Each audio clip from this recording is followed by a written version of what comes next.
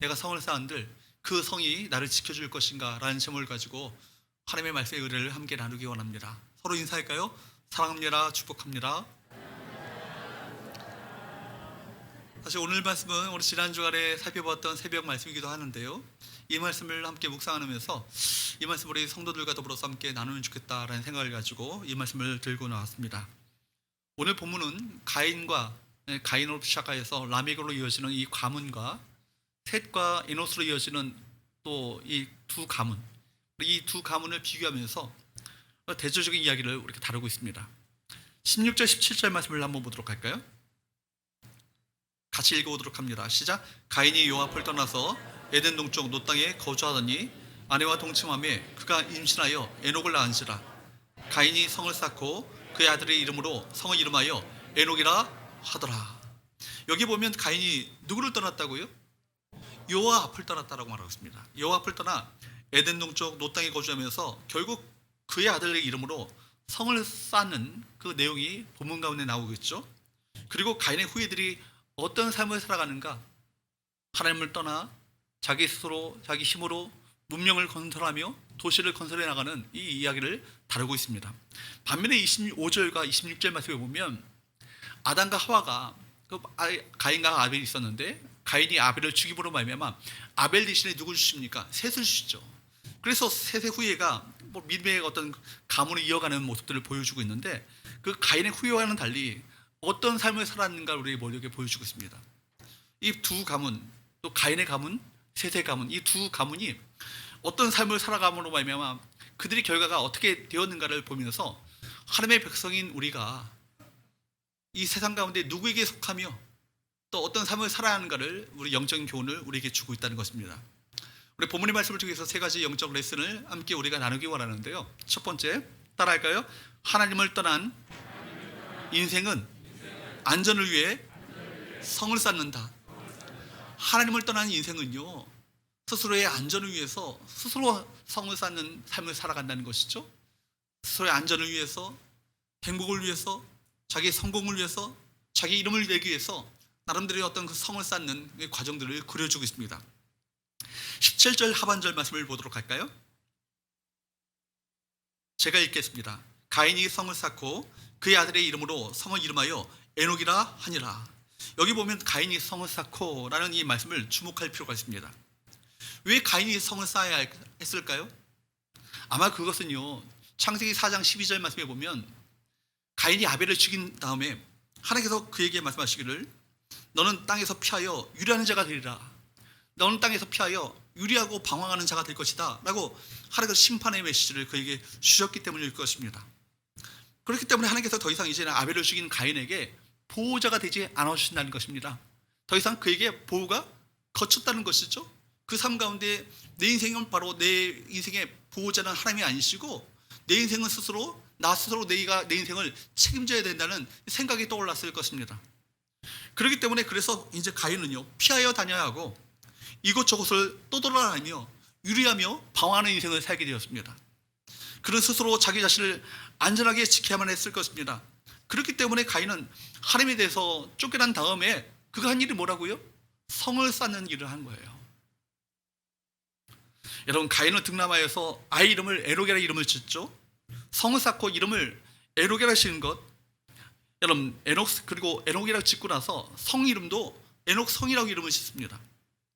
에녹이라는 말 자체가 히브리어로 하나트라는 말인데요, 이 하나트라는 이 단어가 헌신하다, 소개하다, 시작하다라는 의미를 갖고 있습니다.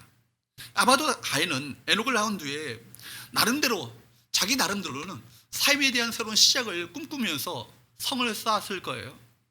여러분, 범죄하고 난 다음에 새로운 삶을 살기 위해서는 어떻게 합니까?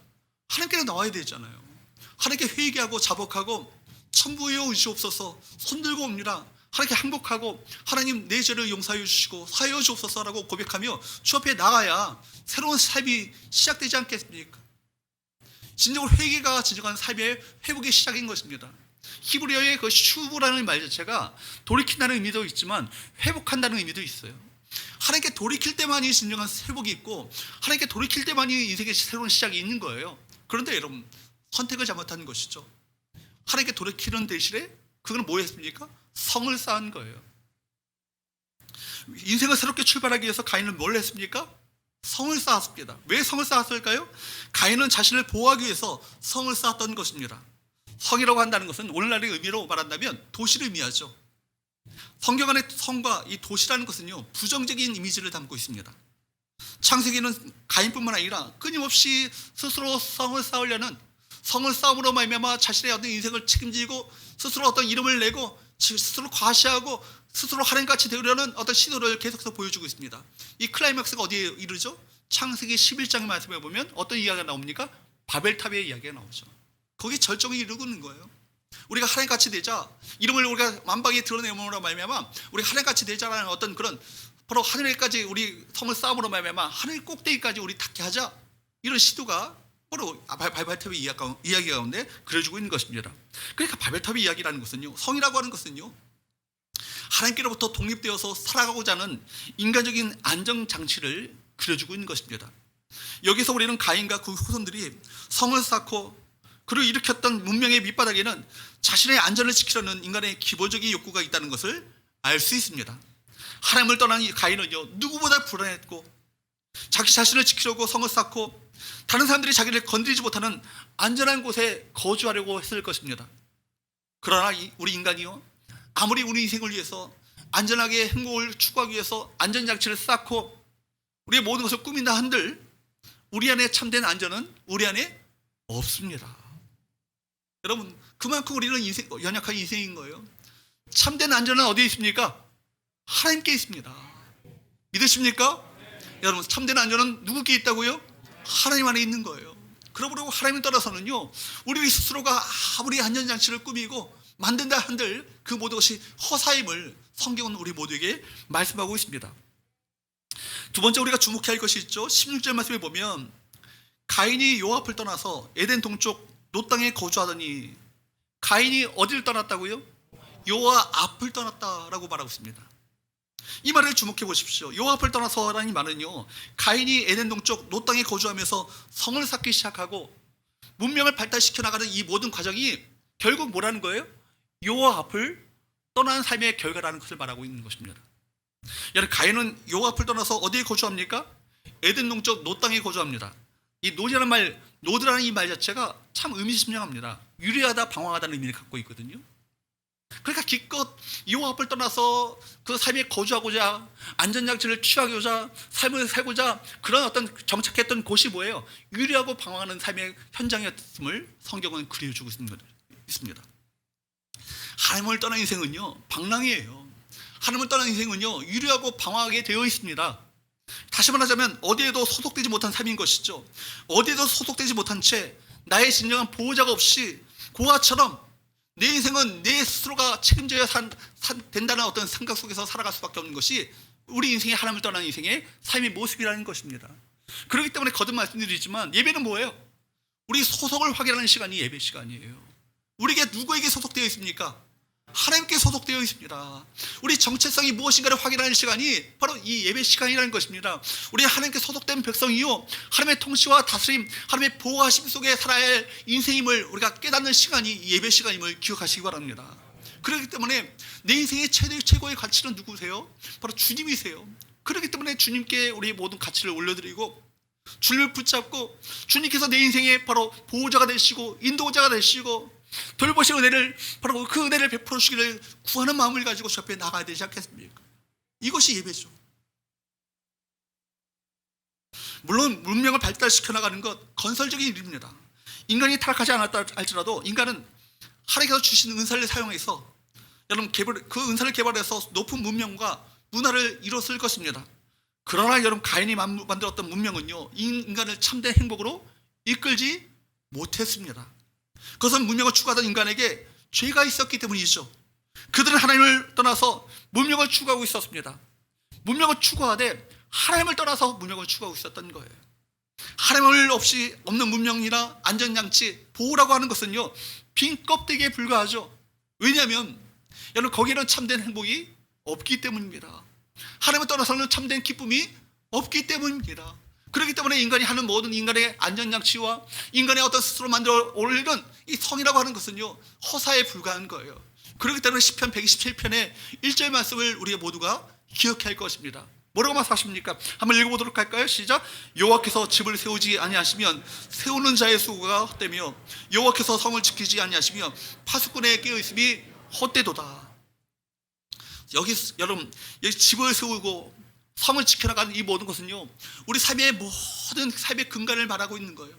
아무리 우리 인생의 행복을 꿈꾸면서, 우리 인생의 저 안전을 꿈꾸면서 세울리는 집과 모든 성이 있다 할지라도 여호와께서 세우지 아니하시고 여호와께서 지키지 아니하신다면 그 모든 것은 어떻다고요?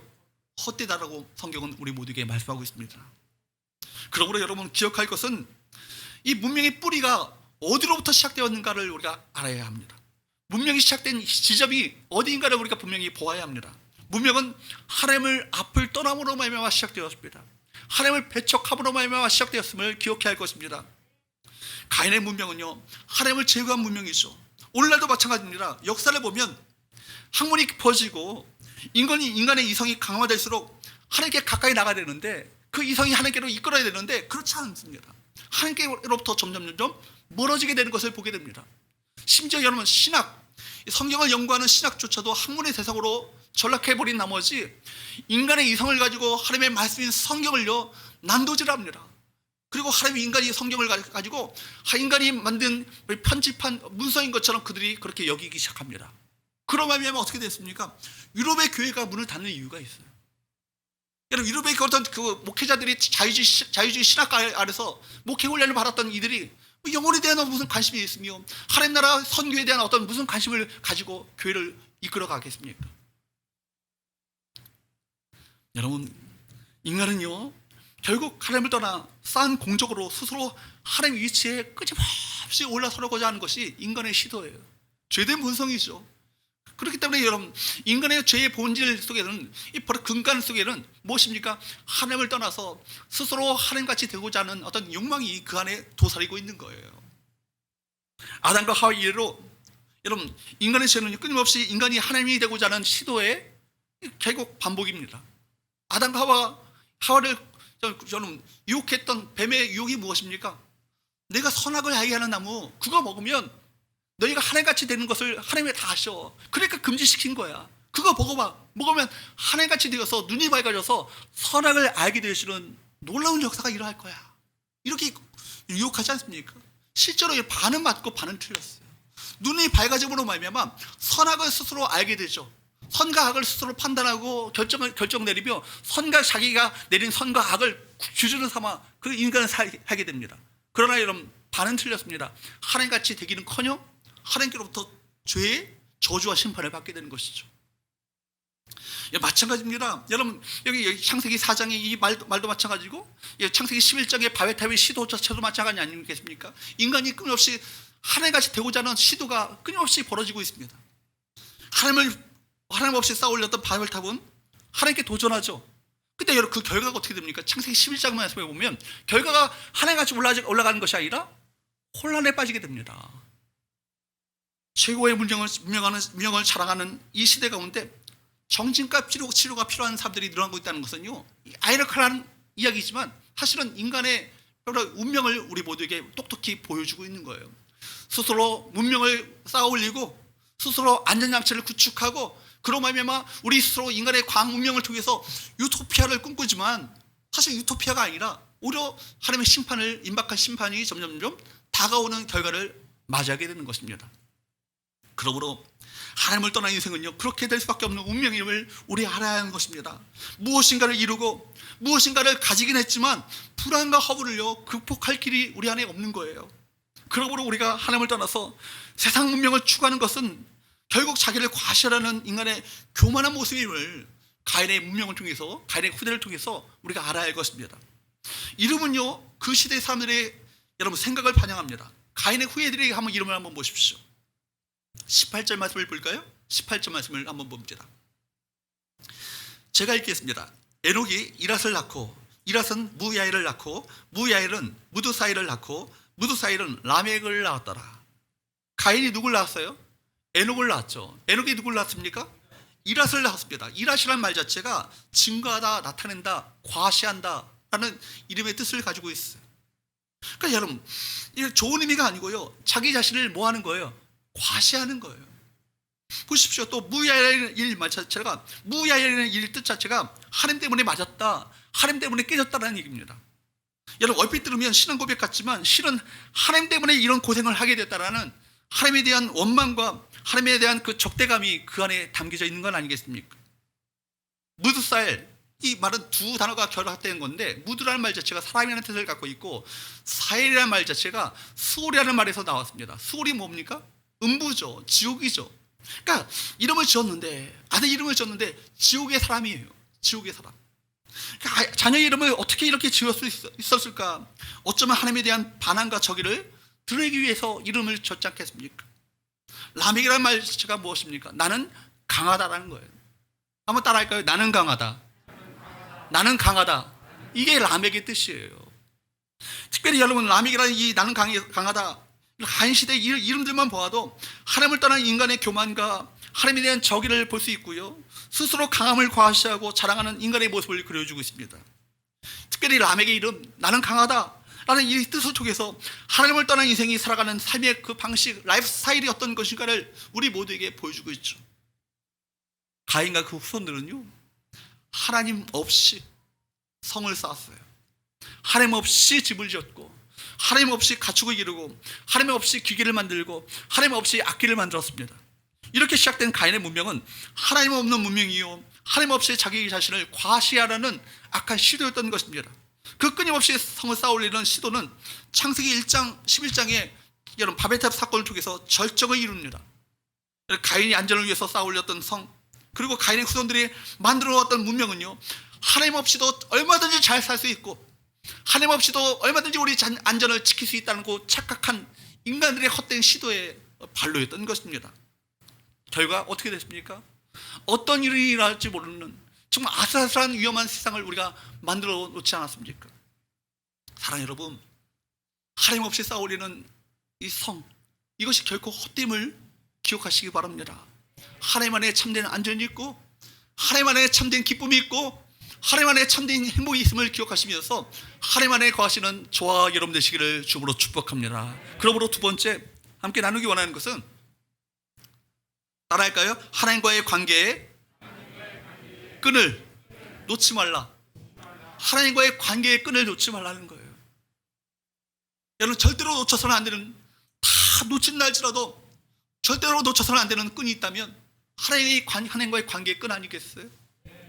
여러분, 아담과 하와가 에덴 동산에서 처음 살 때, 에덴이라는 그 자체가 어디입니까? 에덴이라는 말 자체가 뭐예요? 기쁨이라는 뜻을 갖고 있어요. 에덴이라는 이 말 자체가 기쁨이고 말 그대로 낙원이에요. 하나님과의 친밀한 관계 가운데 거했을 때 그들은 기쁨의 삶을 살 수 있었고 참된 행복의 삶을 살 수 있었습니다. 그러나 하나님과의 아담과 하와의 그 관계를 여러분 갈라놨던 것이 있었으니 그것이 무엇입니까? 죄입니다. 그로 말미암아 하나님의 관계가 점점 멀어져 가기 시작했어요. 저희가 하나님과의 관계를 끌어놓기 시작했죠. 그럼에도 불구하고 여러분, 가인과 에덴 동산에서 쫓겨난 다음에도 여전히 죄 가운데 있었지만, 그래도 아담과 하와는요, 하나님과의 관계의 끈을 놓지 않았어요. 가인과 아벨이 하나님께 제사를 드렸음을 볼 때 여전히 하나님과의 어떤 관계 가운데 맺고 있었음을 우리가 알 수 있는 것이죠. 사랑 여러분, 여러분들이 서서 죄를 지어 하나님 보시기에 악한 삶을 살고 있다 할지라도 하나님과의 관계의 끈을 놓지 않길 바랍니다. 이것이 중요하죠. 교회를 계속해서 다니는 거예요. 여러분 예배를 계속해서 드려야 합니다. 하나님의 이름을 불러야 합니다. 기도하는 삶을 사셔야 합니다. 성경을 놓지 마셔야 합니다. 하나님과의 관계를 끈을 놓치면 영원히 미화가 되고 말아요. 가인이 잘못된 제사를 드려서 꾸중을 듣고 야단을 맞았지만 그래도 하나님의 이름을 불렀고 제사를 드렸습니다. 그런데 지금 가인은 어떻습니까? 뭐라고 말합니까? 하나님 앞을 떠나서. 하나님 앞을 떠났다는 얘기는 하나님과의 관계의 끈을 잘라버렸다는 거예요. 그 관계의 줄을 놓치는 것입니다. 이거 보통 사건이 아니죠. 여러분, 하나님과의 관계의 줄을 놓치지 않길 바랍니다. 문제가 해결되지 않고 고통이 계속되어지고 원하지 않는 삶을 살고 있다 할지라도 여러분, 하나님께 대한 기대를 놓지 마셔야 돼요. 하나님은 참 좋으신 하나님, 하나님에 대한 이 기대를 놓지 마셔야 합니다. 시련이 계속 연속 반복되고 있고, 내가 고통 가운데 부르짖음에도 불구하고, 광활한 곳에 내가 처했음에도 불구하고 여전히 우리가 하나님을 찬양해야 될 이유는 하나님께서 바로 내게 행하실 것을 믿고 의지하며 알기 때문입니다. 하나님은 선하신 하나님이시고 인자가 풍부하신, 사랑이 풍부하신 인자의 하나님이십니다. 그 하나님을 믿고 알기에 우리가 하나님을 찬양하는 건 아니겠습니까? 그리고 결국은 우리 인생 가운데 바로 좋은 것을 주시길 원하시는 하나님, 당대 그 일이 일어나지 않을지라도 자녀 가운데 그 후손 가운데 놀라운 일이 일어날 거예요. 그것을 믿고 기대하는 것이 믿음이죠. 여러분, 믿음을 결코 꺾지 말아야 합니다. 그러니까 구하라, 찾으라, 두드리라 말씀하시는 이유가 그거예요. 기도해서 소용없네가 아니라, 기도해야 끝까지 내가 낙심치 말고 기도할 이유는 바로 하나님은 어떤 분이세요? 우리 참된 참 좋으신 아버지 하나님, 이 기대를 우리가 꺾지 말아야 되는 거예요. 그렇기 때문에 여러분, 여전히 내 상황 가운데 기도가 나오지 않는 상황 가운데 있고, 여전히 예배할 수 없는 어떤 정말 절박한 환경 가운데 있다 할지라도 예배를 놓치지 마시고 기도하는 기도의 줄을 놓치지 말아야 할 이유가 뭐예요? 하나님께서 결국 내 삶 가운데 역사하셔서 이 모든 상황을 바꾸실 것이라는 그 믿음을 가지고 나가기 때문에, 하나님은 네 삶 가운데 고난을 허락하시고 시련을 허락하시고 고통을 허락하신다 할지라도 이것조차 내게 가장 좋은 것이기 때문에 이 모든 것을 허락하시는 거예요. 감당치 못할 시험을 허락하지 않으십니다. 감당치 못할 시험을 허락하지 않으시고 이 시험을 통과하여서 마침내 믿음의 삶으로 정과 같이 우뚝 서기를 원하시는 것이 하나님의 마음이세요. 그리고 이 땅 가운데 그 복을 누리지 못한다 할지라도 천국에서 상급이 우리 가운데 기다리고 있지 않습니까? 그 믿음을 꺾지 마셔야 합니다. 믿음을 가지고 나가셔야 합니다. 믿음을 가지고 기도하셔야 되고, 믿음을 가지고 예배하셔야 되고, 믿음을 가지고 말씀을 붙들고 나가야 하는 것입니다. 여러분, 그렇기 때문에 죄 가운데 있다 할지라도 여러분, 가인과 같은 선택을 하지 마셔야 되는 거예요. 여러분, 하나님과의 관계의 줄을 끊어버리는 것이 아니라 여전히 하나님과의 관계의 줄을 붙잡고 계셔야 되는 거예요. 죄를 끊지 못한 삶이랄지라도 하나님 한순간에 찾아오셔서 회복시켜주시는 그 은혜를 우리 모두에게 베풀어 주실 것입니다. 우리 한때 교회도 잘 나갔고 예수도 잘 믿었는데 타락해서 영원히 교회를 떠난 사람들을 봅니다. 또 다시 돌아온 사람들을 보죠. 한때 예수를 믿었지만 영원히 돌아오지 않는 사람들을 한번 보십시오. 안티크리스찬들이요, 여러분, 교회를 한 번도 나오지 않은 사람들이 아니에요. 교회에 대해서 너무 잘 아는 사람들이 안티크리스찬이 되는 거예요. 그 중에는요, 목사들이 있고요, 장로아들이 있어요. 무신론 철학자였던 니체가요, 여러분, 아버지가 누굽니까? 목사 아닙니까? 목사 아들이요, 여러분, 무신론 철학자의 바로 사탄의 앞잡이가 된 거예요. 성경에도 그런 사람이 있죠. 여러분, 예수 믿었던 사람들, 믿지 않았던 사람보다 더 악하고 잔인한 사람이 되는 사람 누굽니까? 대표적으로 가룟 유다잖아. 예수님의 제자예요. 예수의 제자로서 3년 동안 함께 말씀을 배웠고 주님과 동행했고 주님과 교제했고 또 주님께서 베푸시는 놀라운 기적도 체험했습니다. 그리고 이 공동체의 회계를 담당했던 사람이 누굽니까? 가룟 유다예요. 그런데 여러분, 학자들의 해석에 의하면 가룟 유다가 본래 열심당이었대요. 열심당이 뭡니까? 로마 제국의 치하의 압제 가운데 있었던 이스라엘 백성들을 폭력 투쟁을 통해서, 테러를 통해서 결국 전복시키고자 하는 어떤 그 시도했던 사람들이 열심당원들이에요. 그러니까 그 예수를 따랐던 목적 자체도 예수께서 정치적 메시아가 되셔서 로마 제국의 어디 압제를 끝장내고 메시아로 이 땅 가운데 이 땅을 평화롭게 바로 해방시켜 줄 것이라는 기대감을 가지고 따랐는데, 주님께서 말씀하실 것은 폭력 투쟁을 통해서 메시아가 되는 것이 아니라 오히려 다른 얘기를 하거든요.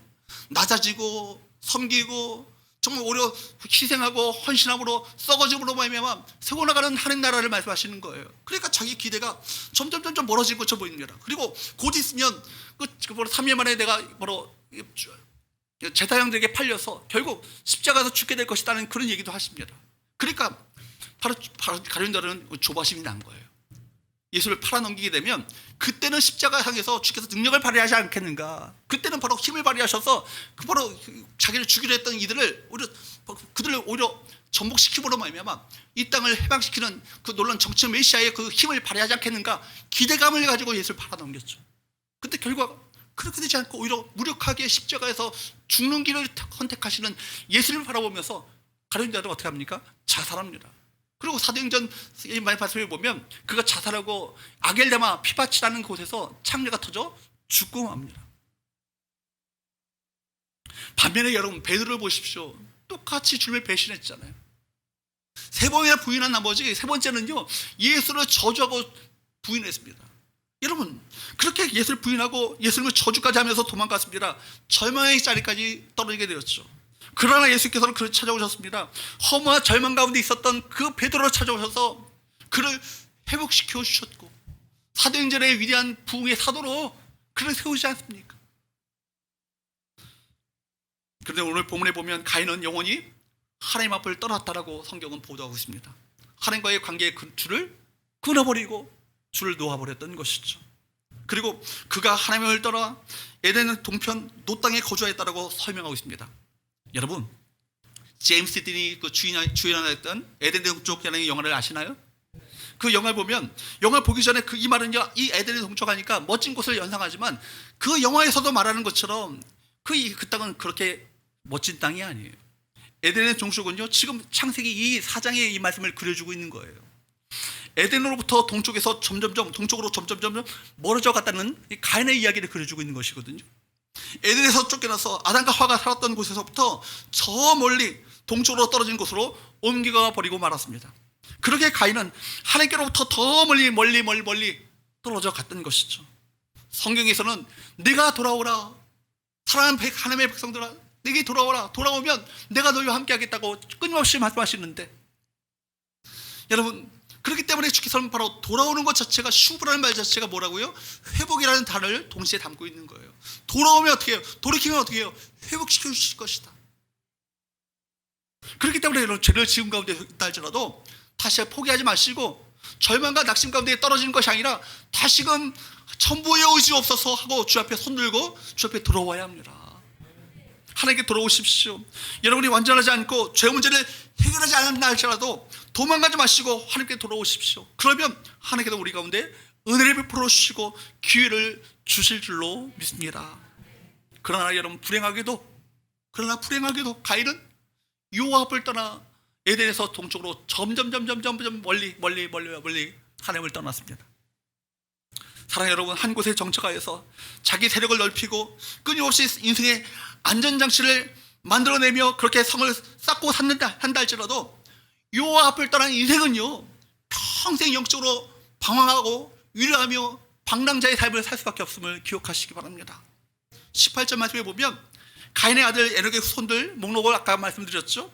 그 중에 19절 말씀에 보면 가인의 5대 손이었던 라멕은요, 아다와 실라, 이 두 사람을요, 두 여자를 아내로 취합니다. 창세기에서 바로 하나님께서 제정을 오셨던 가정의 원리, 일부 일처의 이 원리를요, 창조 질서를 깨뜨렸던 첫 번째 사람이 누굽니까? 이 라멕이에요. 여러분, 스스로의 육체의 정욕과 부도덕한 욕망을 절제하지 못해서 이런 행위를 벌이죠. 또 23절과 24절 말씀에 보면 라멕의 노래를 불러요. 일명 칼의 노래라고 하는데, 여러분, 이 노래는요, 라멕의 전쟁에서 이기고 난 다음에 불렀던 노래입니다. 아내들 앞에서 자신의 무용담을 드러내면서 이 노래를 부르는데 그 내용이 참 기가 막히죠. 어린 소년을 죽였는데, 소년을 죽였던 이유가 뭐예요? 자기에게 상처를 입혔다는 거예요. 상처를 입혔다는 그 하나 가지고 그 어린 소년을 죽였다는 이 무용담을 드러냈죠. 지금 포악하고 잔인한 보복살인 행위를 자랑하듯이 떠벌리고 있습니다. 죄에 빠진 인간은요, 부패하여서 자신의 이 행위가 얼마나 큰 죄인지 깨닫지 못하고 오히려 뻔뻔스럽게 행동하는 모습을 보이는 것이죠. 사랑하는 여러분, 아무리 화려하고 웅장한 여러 문명을 일으켰다 할지라도 성경은 하나님과의 관계의 줄을 하나님과의 관계를 끊어버린 이 가인의 문명, 가인의 길은 결국 어떤 길인가? 유다서 1장 11절은 우리에게 말씀합니다. 유다서 1장 11절 말씀을 볼까요? 같이 한번 읽어보도록 합니다. 시작. 화 있으신저 이 사람들이여 가인의 길에 행하였으며 삭설 위하여 발람의 어그런 길로 몰려갔으며 고라의 폐역을 따라 결국은 어떻다고요? 멸망을 받았도다. 멸망을 받는다는 거예요. 그 길이 결국에 어떤 길임을 성경은 말씀하고 있습니까? 멸망의 길이래요. 여러분, 이 성경의 평가에 진지하게 귀를 기울여야 합니다. 멋있어 보이고 그럴듯해 보이고 화려해 보이고 정말 멋들어져 보인다 할지라도 그 길이 어떤 길인가? 하나님을 떠난 그 문명 자체가, 하나님을 떠난 그 인생 자체가 어떤 결과와 어떤 결국을 맞이하는가를 똑똑히 기억해야 할 것입니다. 여러분, 가인의 이후에 모든 인간들은요, 하나님 없이 이루는 모든 그 성을 쌓는 일들은, 문명을 이루는 일들은 이런 길을 겪고 있음을 아셔야 합니다. 그러므로 여러분, 세 번째 결론적으로 따라할까요? 연약함을 깨닫고 하나님을 예배하라. 우리가 뭘 깨달아야 돼요? 우리 인생은요, 강하지 않아요. 우리 인간은요, 강하지 않아요. 성경이 끊임없이 우리에게 보도하는 것이 뭡니까? 인생은 그림자와 같아. 정말 안개와 같이 아침에 없어지는 안개와 같으니라. 그것이 들의 풀과 같다. 좀 피는 것처럼, 꽃처럼 화려하게 피는 것처럼 보이지만 이내 시들어버리고 하는 것이 우리 인생임을 성경은 우리에게 말씀하고 있는 거예요. 우리는 연약해요. 강하지 않아요. 그렇기 때문에 누가 필요합니까? 하나님이 필요합니다. 하나님의 은혜가 필요한 것입니다. 하나님의 도우심이 필요한 거예요. 한순간도 하나님의 은혜 없이 살 수 없는 것이 우리 인생 아니겠어요? 성경에 보면 가인의 후손들이 하나님을 대적하는 가인 문명을 세워나갈 때 하나님께서는 그냥 가만 보고 계시지 않으셨어요. 하나님께서는 바로 죄악의 문명, 타락한 문화가 이 세상에 가득하게 될 때 그냥 내버려 두시고 그냥 포기하는 것이 아니라 믿음의 사람들을 세우셔서 믿음의 구원의 역사를 이뤄나가시는 그 과정들을 보여주고 계십니다.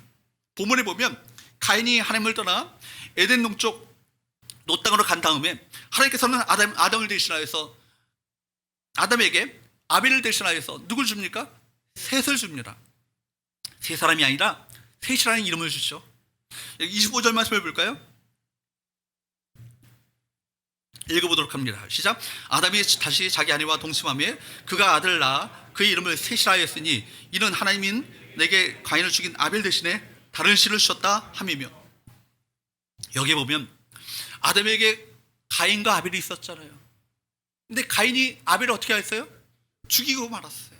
그리고 가인은 하나님을 떠나버리는 인생이 됐어요. 그 아담과 하와를 떠났죠. 그러니까 자녀가 없는 거예요. 근데 여러분, 대신하여서 누굴 주십니까? 셋을 주신 거예요. 셋이라는 이름 자체가 대신 주신 자라는 의미를 갖고 있어요. 그러니까 아벨 대신을 주셨다는 의미죠. 그런 의미에서 셋은요, 앞으로 오실 메시아의 그림자이기도 합니다. 가인이 죽인 그 아벨 대신해서 이 땅에 하나님의 역사를 이어나갈 대신 주신 하나님의 사람을 그 아담과 하와에게 주셨다는 얘기입니다. 우리 주님 예수 그리스도 역시 대신 주신 분이기 때문입니다. 첫사람 아담이 실패했지만 그로 말미암아 죄의 길로 하나님과의 관계가 막혔지만 둘째 사람 아담을 통해서 다시금 그 구원의 길을 여셨어요. 우리 죄를 해결하시고 십자가에서 대신 모든 죄를 담당하시고 대신 죽으심으로 말미암아 우리에게 구원의 길을 여신 분이 둘째 아담, 바로 대신 주신 분이 바로 예수 그리스도신 것입니다. 여러분, 왜 많은 사람들이 하나님을 찾지 않을까요? 자신이 얼마나 연약한 존재인지를 깨닫지 못하니까 하나님을 찾지 않는 거예요. 자신의 힘으로 다 끊임없이 강함을 추구하기 때문에 하나님을 찾지 않습니다. 그들은 라멕이라는 이름을 갖고 있어요. 라멕이 뭐예요? 나는 강하다라는 이름을 갖고 있죠. 나는 강하다. 오늘날 사람들은요, 자기 자신을 믿고 자기 돈을 믿고 자기 백그라운드를 믿고 내가 인간관계를 믿고 그것을 믿고 최첨단의 과학을 믿고 기계 문명을 믿지만 그로 말미암아 유토피아를 꿈꾸고 있지만 그러나 그럼에도 불구하고 하나님을 거부하고 있습니다. 그러나 이렇게 죄로 울럭증인 세상 속에서도 구원 사역은 단절되지 않고 계속해서 진행됩니다. 시대가 혼란스럽고 불안해도 하나님의 구원 역사가 이루어질 것을 확신하며 여러분, 낙심하지 말아야 될 줄로 믿습니다. 주께서 다시 오십니다. 다시 오셔서 이 땅을 다시금 회복시켜 주시는 그 은혜를 우리 가운데 허락하여 주실 거예요. 26절 말씀을 계속 볼까요? 읽어보도록 합니다. 시작. 셋도 아들을 낳고 그의 이름을 에노스라 하였으며 그때의 사람들이 비로소 여호와의 이름을 불렀더라. 셋이 아들을 낳았어요. 아들을 낳았는데 이름을 뭐라고 짓습니까? 에노스라고 이름을 써요. 에노스라는 이름의 뜻 자체가 본래 흙이라는 뜻을 갖고 있어요. 그 흙이라는 이 본래 뜻에서 더 파생되어서 일시성, 순간성, 바로 연약성을 바로 뜻하고 있습니다. 그러니까 에노스라는 이름 자체가 뭐예요? 우리는 연약하다라는 거예요. 우리는 순간적인 인생이라는 거예요. 일시적인 삶을 살아간다는 것입니다. 이것이 그 에노스의 이름에 담겨져 있는 뜻이에요. 이렇게 인간의 부족함을 겸손히 받아들이고 이렇게 믿었습니다. 가인의 후손인 라멕의 이름과 비교되지 않습니까? 가인의 어떤 후손이었던 라멕의 이름이 뭐라고요? 나는 강하다라는 거예요. 자신의 힘을 믿고 하나님을 그로 말미암아 하나님을 거부했습니다. 그러나 셋은요, 자기 아들의 이름을 뭐라고 불렀다고요? 에노스라 이름을 불렀다는 거예요. 인간의 연약성, 순간성, 일시성, 정말 그림자같이, 정말 안개와 같이 없어지는 그 존재임을 비로소 깨달았다는 것입니다. 그렇기 때문에 인간은 하나님 없이 살 수 없다는 것을 비로소 알게 됐던 것이죠. 하나님 없이 살 수 없는 존재라는 것을 알아보로 말미암아 절망 가운데 떨어진 것이 아니라 그때 비로소 어떻게 했다고요? 여호와의 이름을 불렀더라고요. 그렇기 때문에 여호와 하나님이 필요한 거예요. 우리 인생 가운데 하나님이 필요한 것입니다. 이렇게 인간의 연약성과 일시성의 한계를 깨닫게 되었을 때 놀라운 것은요, 그때의 사람들이 비로소 누구의 이름을 불렀다고요? 여호와 하나님의 이름을 불렀다. 이걸 여러분 주목해 보아야 합니다. 사람은요, 자신의 한계를 인정하는 순간 참된 의미에서 하나님을 찾기 시작합니다. 여러분, 사방에 막혀 있음을 깨닫습니까? 사방에 막혀 있는 것을 느끼십니까? 그때 위가 뚫려 있음을 여러분 아셔야 합니다. 여러분, 그렇습니다. 사람은요, 인생의 한계를 깨달을 때 하나님을 찾게 되어 있습니다. 우리는 하나님밖에 붙잡을 것이 없다라는 절체절명의 환경, 그 환경 가운데, 환경 앞에서 우리는 참으로 연약한 존재라는 사실을 깨닫게 될 때 비로소 하나님을 찾게 되어지고 기도의 본질을 배우게 됩니다. 기도가 뭐예요? 우리 힘으로 살아갈 수 없다는 거예요. 그렇기 때문에 하나님을 찾는 것이고, 하나님께 구하는 것이고, 하나님을 의지하는 것이고, 하나님께 이것을 내어 맡기는 것 아니겠어요? 그런 관점에서 볼 때 우리가 살고 있는 이 바로 풍요한 삶, 기도를 배우기에 부적합한 환경이에요. 너무나도 잘 살거든요. 기도 없이도 잘 살 수 있는 것처럼 착각하게 되거든요. 우리가 믿고 있는 힘이 너무 많다는 얘기예요. 그래서 깊은 내면에서 솟구치는 그 기도가 터져나오지 않는 그 이유가 바로 여기 있는 것 아니겠어요? 그래서 여러분, 우리가 풍요를 위해서, 부유를 위해서, 안락한 삶을 위해서 기도하지만 이것이 오히려 독이 될 수 있음을 아셔야 해요. 나의 연약함을 철저히 알고 더 붙잡을 것이 없다라는 것을 깨닫게 될 때 비로소 누구의 줄을 붙잡게 되는 거예요? 하나님의 줄을 붙잡게 되는 것 아니겠어요? 기도의 줄을 붙잡게 되는 것 아니겠어요? 기도는요, 그렇기 때문에 우리 연약함, 우리 인간의 한계를 처절하게 인정하는 사람이 배우게 됩니다. 기도하지 않는다고 해서 당장 죽는 건 아니죠. 기도하지 않는다고 해서 당장 실패하는 건 아니고, 기도하지 않는다고 해서 신앙이 당장 밑바닥으로 떨어지는 건 아니에요. 그러나 언젠가는 내 삶에서 반드시 표가 나게 되어 있습니다. 기도하지 않으면 내 힘만 믿고 산다는 것이 얼마나 이것이 무모하고, 내 힘만 믿고 산다는 것이 이것이 얼마나 어리석고, 내 힘만 믿고 산다는 것이 얼마나 이것이 미련한 것인가를 깨닫게 될 그날이 온다는 거예요. 제가 전에 말씀드린 적이 있잖아요. 제가 20년 전에 올림픽공원 앞에 있는 모교에서 제가 부목사 생활을 했어요. 그때 한 분 등록하신 분이 계셔요. 박모 집사님이세요. 그 집사님이 60이 넘으셨는데도 불구하고 체격이 참 좋으세요. 아주 좋으세요. 그리고 근데 이분이 꾸준히 교회를 나오셔야 되는데 이따금씩 나오세요. 이따금씩. 그래서 신방하고 전화하고 신방하고, 그래서 간신히 가끔 나오시는데, 가끔 뵐 때마다 집사님 잘 계셔요? 그러면 네, 잘 있습니다. 당당하게 얘기하시는 거예요. 그리고 건강하시죠? 그러면 네, 건강합니다 라고 하면 되는데, 건강밖에 믿을 게 없어요. 이런 얘기, 건강밖에 믿을 게 없다고. 하필 왜 그런 얘기를 하실까? 건강밖에 믿을 게 없는데, 이분이 근데 갑자기 몸에 이상이 생겨서 아산병원에서 조직 검사를 받게 됐어요. 검사로 들어간 시간이 들어가고 결과 나온 다음부터 바로 입원이 시작됐어요. 결과가 뭐냐면 췌장암이에요. 췌장암. 그래서 제가 그 교회가 그 병원 앞에 있었기 때문에 매일같이 신방 갔어요. 매일같이 신방 가가지고 집사님 위해서 기도하고 하는데 병색이 점점 나빠지는 거예요. 그리고 일주일 지나니까 황달이 왔어요.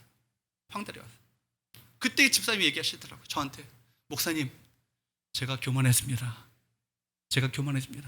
건강밖에 믿을 게 없다고 제가 그렇게 자만했던 그 말이 얼마나 이거 실수인가를 비로소 깨닫게 됐다고 저에게 고백하는 거예요. 그리고 16일 만에 돌아가셨어요. 제가 그분 장례식 때 많이 울었어요. 참 그 인생이, 건강만 믿고 한평생 살아왔던 그 인생이 너무 불쌍하고, 물론 천국 가셨겠지만 그게 너무 그 인생을 허비한 인생 아니겠어요? 건강만 믿고 건강만 위해서 사셨어요.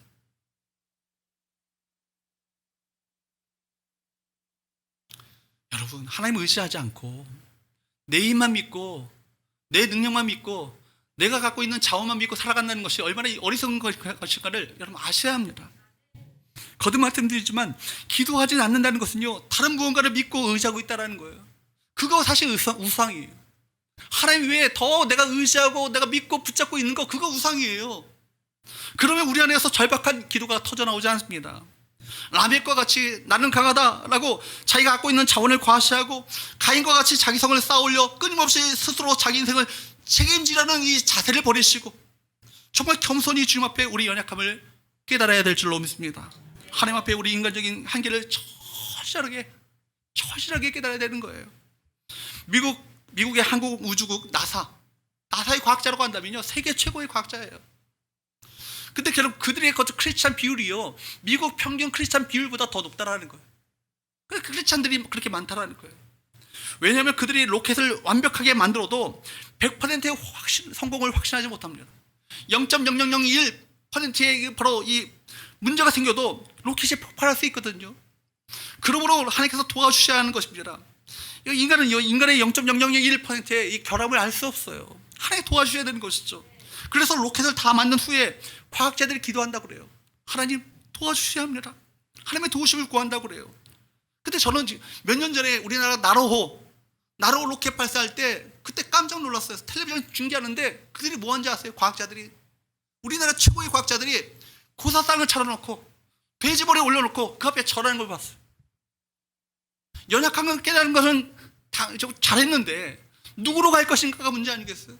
귀신의 힘을 의지한다면, 무당을 의지하고 미신을 의지한다면 그게 뭐가 잘하는 일이겠습니까? 하나님께 돌아와야 합니다. 하나님 붙잡으셔야 합니다. 하나님의 도우심을 구해야 되는 것이죠. 오늘 본문에서 여호와 이름을 불렀다는 것은요, 예배와 기도를 말하는 거예요.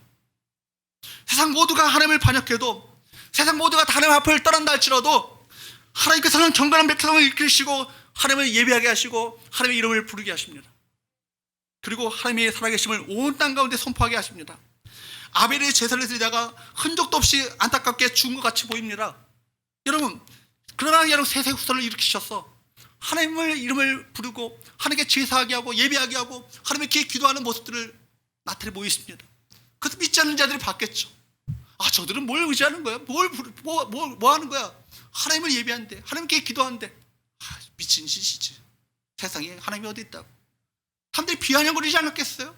그럼에도 불구하고 그들은 굴하지 않고 하나님의 이름을 부르고 하나님을 의지하며 하나님께 예배하는 인생을 살았다는 걸 아니겠어요? 세상에 악하고 강팍하고 하나님을 떠난다 할지라도 하나님께서는 남은 자들을 세우셔서, 남은 자들을 이 땅 가운데 남겨두셔서 하나님의 구원 역사를 이루어 가십니다. 그런 자들이 바로 저와 여러분 되시기를 주님으로 축복합니다. 대한민국 방송계에서 여배우가 있는데, 여러분 MC 못지않는 아주 입담을 가진 사람이 있죠. 김원희라고 아시나요?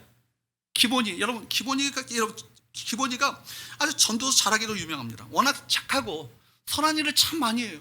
많은 봉사를 하고 많은 어려운 사람들을 돕고 많은 일들을 많이 해가지고 별명이 있어요. 전도 잘하는 언니라는 별명을 붙였다고 그래요. 지금도 심장병 어린이들을 위한 어떤 사업을 하고요. 그리고 시간만 나면 단기 선교 가서 IT나 어려운 데 가가지고 그들을 돕고 또 선교를 하며 복음 전하는 일을 지금도 끊임없이 하고 있습니다. 워낙 이렇게 유명한 연이다 보니까 길을 가다가 팬들이 사인하면 그 팬들한테 물어본대요. 교회 다니세요? 그러면 안 다닌다고 하면 그때부터 뭐 하는 거예요? 전도하는 거예요. 그러니까 유명한 연예인이 교회 나오라고, 저 여기 교회 다녀요, 여기 교회 나오세요 하면 다음 주에 교회 앞에서 뵐게요 하면은 영락없이 100%다 교회 온다는 거예요. 성경책을 가지고 기다리면 영락없이 그 사람들을 만나게 된다는 거예요. 여러분, 그러면서 그들이 얘기하기를 뭐라는지, 김원희가 나 전도했어. 이게 얼마나 자랑거리가 되는 거예요? 그러니까 여러분, 자석에 그 쇠가 붙는 것처럼, 김원희의 그 표현에 의하면 자석에 그 쇠가 붙는 것처럼 그 영혼들이 차짝차짝 붙는다는 얘기 아니겠어요? 그걸 보면서 영향력 있는 사람이 되는 것이 중요하겠구나. 영향력 있는 사람이 되는 것이 참 중요하겠구나. 이것이 나의 이름을 과시해서가 아니라 영향력 있는 셀럽이 됨으로 말미암아 그 영향력을 가지고 복음을 전하고 영혼을 구하는 그 사명을 감당한다면 얼마나 이것이 복된 삶이겠어요? 여러분, 영향력 있는 사람이 되시기 바랍니다. 이 땅에 성공을 하시더라도 그 성공이 나를 위한 성공이 아니라 주님을 위한 성공이 될 수 있기를 주님으로 축복합니다. 여러분, 지금 우리가 살고 있는 세상은요, 그 어느 때보다 풍요를 구하고 세속적인 유혹이 너무나 강력합니다. 정말 이런 시대 가운데 영적 분별력이 너무나 필요하죠. 하나님의 진리 안에 깨어있어야 하는 것입니다. 우리 정체성을 확인하고 내가 어디에 속한 자인 것을 확인해 보셔야 할 것입니다. 신자는 세상 안에 살고 있지만 세상에 속한 자가 아니요, 누구에게 속한 자예요? 하나님께 속한 자예요. 여러분, 이것을 명심하시기 바랍니다. 그러므로 세상 안에서 살고 있을 때 세상 속에 휩쓸려가는 것이 아니라 세상 안에서 구별된 거룩한 하나님의 백성이 되어서 이 세상 가운데 하나님은 살아계시다 사실을 마음껏 선포하고 증거하며 그로 말미암아 구원의 방주로서의 사명을 감당하는 우리 성교회와 우리 성도들 될 수 있기를 주로 축복합니다. 여러분, 우리 연약함을 깨달으십시오. 여러분, 연약함을 깨닫고 주님 찾으셔야 합니다. 주님 찾으셔야 합니다. 기도하셔야 합니다. 예배하셔야 합니다. 여러분, 주님 앞에 끊임없이 예배하고 주님을 찾고 구함으로 말미암아 주님께서 여러분 삶 가운데 친히 안전한 성이 되어주시고 요새가 되시고 진정한 우리 삶 가운데 소망이 되시는 귀한 은혜를 우리 모두에게 베풀어 주시기를 주님으로 축복합니다. 기도하겠습니다. 하나님 아버지, 세상에 많은 사람들이 자신의 안전과 행복을 위해서 성을 쌓고 세상 일에 분주하지만 그러나 거기에 우리가 참된 안전과 행복이 없음을 우리는 압니다. 하나님께 속한 백성들로서, 하나님의 속한 자들로서 하나님을 예배하고 하나님의 이름을 부르며 기도함으로 말미암아 끊임없이 하나님께 믿음으로 주님을 의지하고 주님을 신뢰하며 믿음의 길을 걷게 하여 주셔서 우리 가운데 베풀어 주시는 영생의 복을 누리는 우리 모든 성도들 될 수 있도록 은혜 베풀어 주옵소서. 예수의 거룩하신 이름으로 기도하옵나이다. 아멘. 찬송가 585장 부르시면서 준비하신 예물 주업해 드리겠습니다.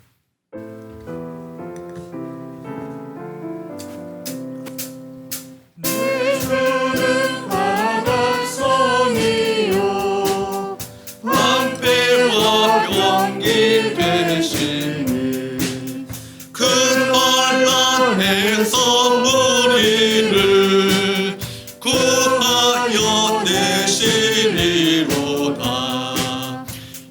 원수 마귀는 이때도 힘을 써 모략과 권세로 무기를 삼으니 전하에 누가 당하랴. 내 힘만 의지할 때는 패할 수밖에 없도다. 힘 있는 장수 나와서 날 대신하여 싸우네. 이 장수 누군가?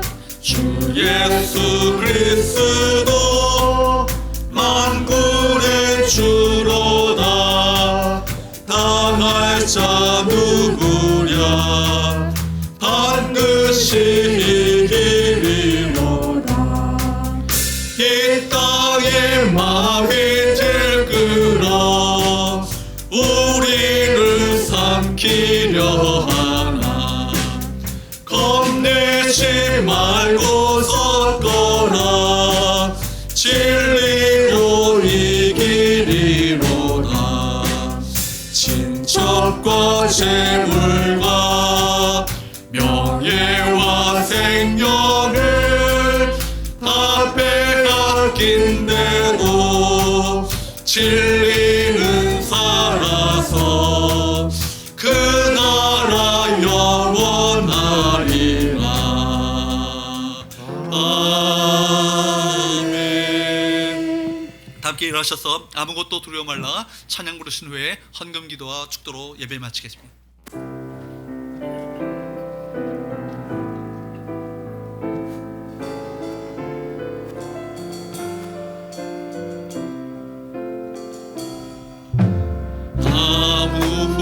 아무것도 두려워 말라. 주 나의 하나님이 지켜주시네. 놀라지 마라. 겁내지 마라. 주님 나 지켜주시네. 아무것도 두려워 말라. 주 나의 하나님이 지켜주시네. 놀라지 마라, 겁내지 마라. 주님 나를 지켜주시네. 내 맘이 힘에 겨워 지치지 않고 주님 나를 지켜주시네. 아멘. 세상의 험한 고난 오라질 때도 주님 나를 지켜주시네. 주님 원사에 감사하겠습니다. 주님은 나의 산성, 주님은 나의 요새, 주님은 나의 소망, 나의 힘이 되시는 주님은 나의 산성, 주님은 나의 요새, 주님은 나의 소망, 나의 힘이 한 번 더 마지막으로 주님은 내 인생의 주님은 나의 산. 아멘 아멘. 주님은 나의 요새, 주님은 나의 소망, 나의 힘이 되시려. 세상에 보는 사람들이 세상의 안전을 추구하지만 하나님께서 우리 산성이 되으셔서 우리에게 안전과 보호, 돌보심과 은혜를 베풀으심을 감사합니다. 이 귀한 은혜를 우리 가운데 허락하여 주셨사오니 이 은혜에 감사하며 날마다 주를 찬양하는 인생을 살게 하여 주시옵시고, 저희 감사의 믿음을 담아 귀한 예물 주 앞에 드리오니 이 예물을 흠양하여 주옵소서. 일평생 하나님의 이름을 부르며 하나님을 송축하며 찬양하며 하나님을 믿음으로 신뢰하며 믿고 순종하는 삶을 살아갈 수 있도록 우리 모두에게 복을 내려 주옵소서. 이 시간에도 연약한 육신을 가지고 나온 사랑하는 주님의 자녀들을 불쌍히 여겨 주시옵소서. 주님 피 묻은 십자가의 거룩한 손으로 만지사 놀라운 치유와 회복의 역사가 일어날 수 있도록 은혜 베풀어 주옵소서. 내가 예수 그리스도의 존귀하신 이름으로 명하노니 하나님의 백성들 가운데 모든 질병들은 묶임받고 떠나갈지어다. 모든 연약함은 깨끗이 치유될지어다. 내 믿음대로 될지어다. 하나님 고치실 하나님을 찬양합니다. 고치실 하나님께 영광 돌립니다. 하나님 영광 받아 주옵소서. 이제는 우리 주 예수 그리스도의 은혜와 하나님의 사랑과 성령의 교통하심이 어떤 삶의 현장 가운데 있다 할지라도 하나님과의 관계에 그늘 줄을 놓지 않고 하나님의 이름을 구르며 하나님 우리 연약함을 주 앞에 오히려 연약함이 도리어 기도의 제목이 되어 하나님을 신실한 믿음을 가지고 주 앞에 나가며 주를 신뢰하며 믿고 순종하는 삶을 살기를 깨달아는 우리 주의 백성들 위해 이제로부터 영원토록 함께 있을지어다.